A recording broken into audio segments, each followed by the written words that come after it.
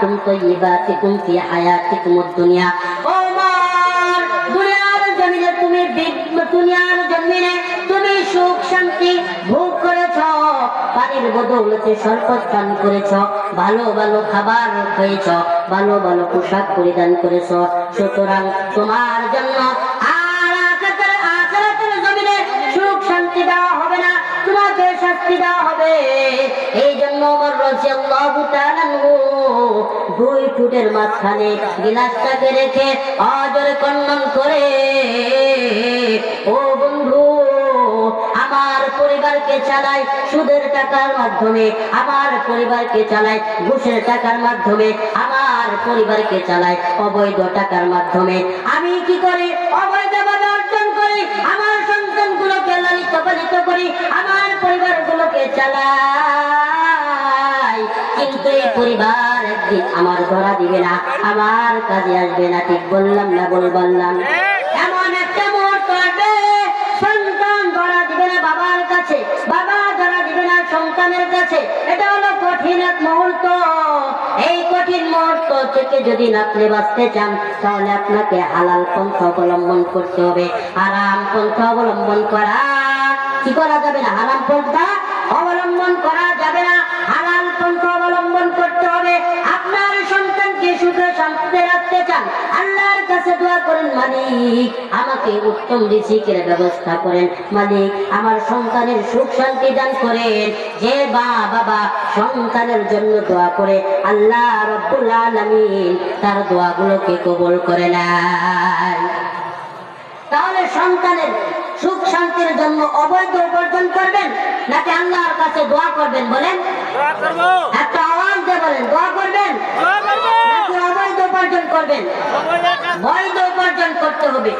সম্মানিত উপস্থিতি, দুনিয়ার জমিন থেকে আমাকে কি করতে হবে? আল্লাহর ভয় নিয়ে যেতে হবে। কি করতে হবে? আল্লাহর ভয় নিয়ে কবরে যেতে হবে। এবং জাহান্নাম থেকে আমি যেন বাঁচতে পারি, এর জন্য আমাকে কি করতে হবে? ফিকির করতে হবে, চিন্তা করতে হবে। সম্মানিত উপস্থিতি, জাহান্নাম থেকে বাঁচার মাধ্যম হলো একটাই, আমাকে ন্যায় কাজ করতে হবে। জাহান্নাম একটা ভয়ানক বস্তু, জাহান্নাম একটা ভয়ানক জিনিস, যে বস্তু থেকে আল্লাহ রাব্বুল আলামিন কুরআনুল কারীমের ভিতরে বলতেছেন, ইয়া আইয়ুহাল্লাযীনা আমানু কু আনফুসাকুম ওয়া আহলিকুম নারা। আল্লাহ রাব্বুল আলামিন এই আয়াতের ভিতরে বলতেছেন, ও ঈমানদার, তোমরা নিজেরা জাহান্নামের আগুন থেকে বাঁচাও এবং তোমার পরিবারদেরকে জাহান্নামের আগুন থেকে বাঁচাও। তাহলে জাহান্নামের আগুনটা ভয়ানক নাকি? বলেন, জাহান্নামের আগুনটা অনেক ভয়ানক, জাহান্নামটা অনেক ভয়ানক। কারণ আল্লাহ রাব্বুল আলামিন জাহান্নাম থেকে বাঁচতে বলেছেন। কি বলতে বলেছেন? জাহান্নাম থেকে আমাদেরকে বাঁচতে বলেছেন। কিন্তু সম্মানিত উপস্থিতি, আমাদের সমাজের দিকে তাকালে, আমাদের দেশের দিকে তাকালে দেখা যায় আমরা জাহান্নাম থেকে বাঁচবো তো দূরের কথা, জাহান্নামের দিকে আমরা ধাবিত হচ্ছি। ঠিক বললাম না ভুল বললাম? বাবা সন্তান, মা সন্তান একই রুমে বসে, একই সোফাতে বসে রঙিন টেলিভিশন ছেড়ে দিয়ে একই গান বাজনা দেখতেছে। দেখে কিনা বলেন? দেখে না? গান বাজনা শোনা জায়েজ নাকি হারাম? যারা গান বাজনা শুনে তাদের ঠিকানা কোথায় বলেন? তাদের ঠিকানা হলো জাহান্নাম। এই জন্য আপনার সন্তানকে যদি আপনি নিজে যদি জাহান্নাম থেকে বাঁচতে চান, আপনার পরিবারকে যদি জাহান্নাম থেকে বাঁচাতে চান, তাহলে আপনার করণীয় কি? নেক আমল করতে হবে, 5 ওয়াক্ত নামাজ আদায় করতে হবে, কুরআনুল কারীম তেলাওয়াত করতে হবে, হজ করতে হবে, যাকাত দিতে হবে। অর্থাৎ আপনার পরিবারকে কোরআন এবং হাদিসের মাধ্যমে গড়াতে হবে। আপনার সন্তানকে নেককার সন্তান হিসেবে গড়ে তুলতে হবে। ঠিক বললাম না বলুন? তাহলে আপনিও জান্নাতি হবেন, আপনার ফুলাফান, আপনার সন্তানগুলো জান্নাতি হবে। তো জান্নাতি হওয়ার সর্বপ্রথম মাধ্যম, সব থেকে বড় মাধ্যম হলো মা। মা জাতিরা যদি নেককার হয়, দিনদার হয়, তাহলে তাহলে পরিবারটা নেককার আর দিনদার হওয়া সহজ হয়ে যায়। ঠিক বললাম না ভুল বললাম? সম্মানিত উপস্থিতি, আমরা তো আমাদের সন্তানদেরকে নিয়ে বিভিন্ন প্রকারের নাচ গান অর্থাৎ অশ্লীল কাজগুলো, অবৈধ শিক্ষাগুলো আমাদের সন্তানদেরকে দেয়। চুরি করা শিখায়, ডাকাতি করা শিখায়, ছিনতাই করা শিখায়, এক মেয়ের উন্না টেনে ধরা শিখায়, এক মেয়ে এক ছেলে আরেক মেয়েকে প্রপোজ করা শিখায়। কিন্তু সাহাবা আজমাইনের যুগে এগুলো শিখাইতো না, তারা তাদের সন্তানদেরকে কোরআন এবং সুন্নাহ শিক্ষা দিত। ঠিক বললাম না ভুল বললাম? সম্মানিত উপস্থিতি, সাহাবা আজমাইনরা নবীজি আলাইহিস সালাতু ওয়াস সালামের কাছে যেতেন। নবীজি আলাইহিস সালাতু ওয়াস সালাম যেই সমস্ত হাদিসগুলো বর্ণনা করতেন, তারা ওই হাদিসগুলো শুনতেন। শোনার পর বাড়িতে এসে তার স্ত্রী তার সন্তানদেরকে একত্রিত করে, যেভাবে আমি বলতেছি আপনারা শুনতেছেন, এভাবে তাদেরকে বসিয়ে তিনি বলতেন, তার স্ত্রী সন্তানগুলো শুনত। এই জন্য তারা দিনদার নেককার হয়েছে, দুনিয়ার জমিন থেকে জান্নাতের সার্টিফিকেট পেয়েছে। সম্মানিত উপস্থিতি, এই জন্য ঘরের মা যদি ভালো হয় তাহলে ঘরটা সুন্দর হয়। ঘরটা যদি সুন্দর হয়, ঘরের ভিতরে কোরআন তেলাওয়াত হয়, যে ঘরে কোরআন তেলাওয়াত হয়, যেই ঘরে হাদিসের তালিম হয়, যেই ঘরে জিকির হয়, সেই ঘরে আল্লাহর রহমত নাজিল হয়। ঠিক বললাম না ভুল বললাম? সম্মানিত উপস্থিতি, সাহাবা আজমাইনদের যুগে নারীদের অবস্থাটা কেমন ছিল?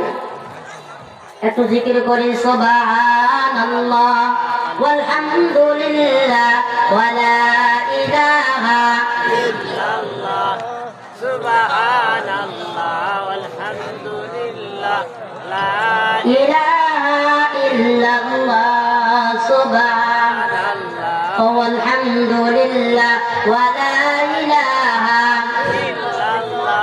নবীজি আলাইহিস সালাতু ওয়াস সালামের যুগে একজন সাহাবী তার ঘরের ভিতরে এসে হাদিস বর্ণনা করতেছেন। যেই ঘরের ভিতরে আল্লাহ রাব্বুল আলামিনের মুসিবত আসে না, সেই ঘরের ভিতরে আল্লাহ রাব্বুল আলামিনের রহমত নাযিল হয় না, সেই ঘরের মানুষের উপর আল্লাহ রাব্বুল আলামিন সন্তুষ্ট নয়, অসন্তুষ্ট।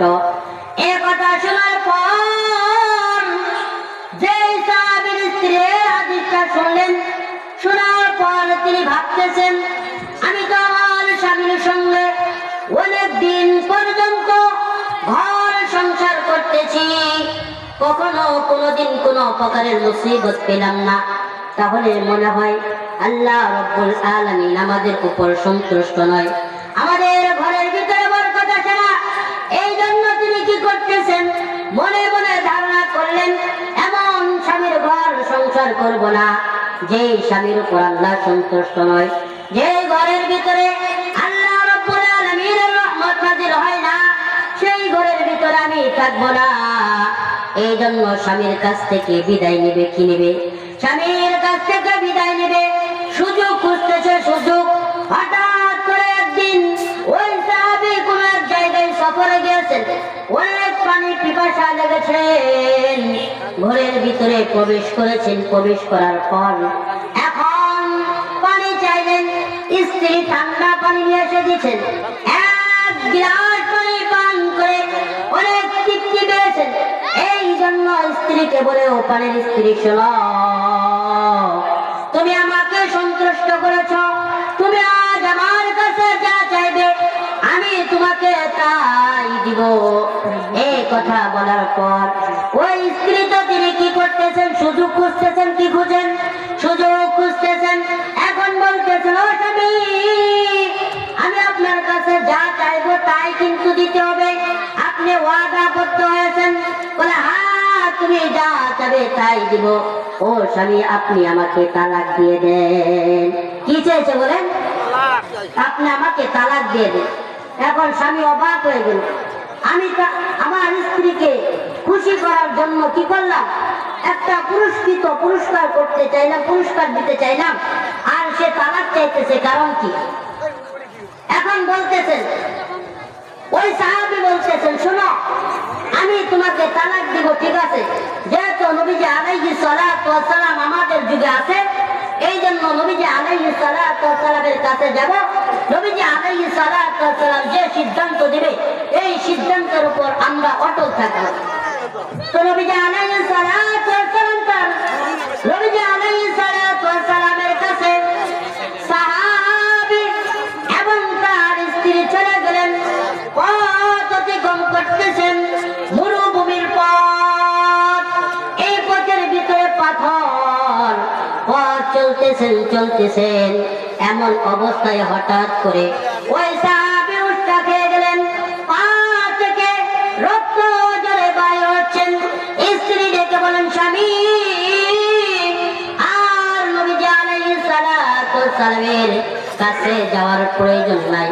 এখন তার স্বামী বলতেছেন, কি হয়েছে কি হয়েছে, কেন তুমি স্ত্রীর কাছে, তুমি কেন নবীর কাছে যাবে না?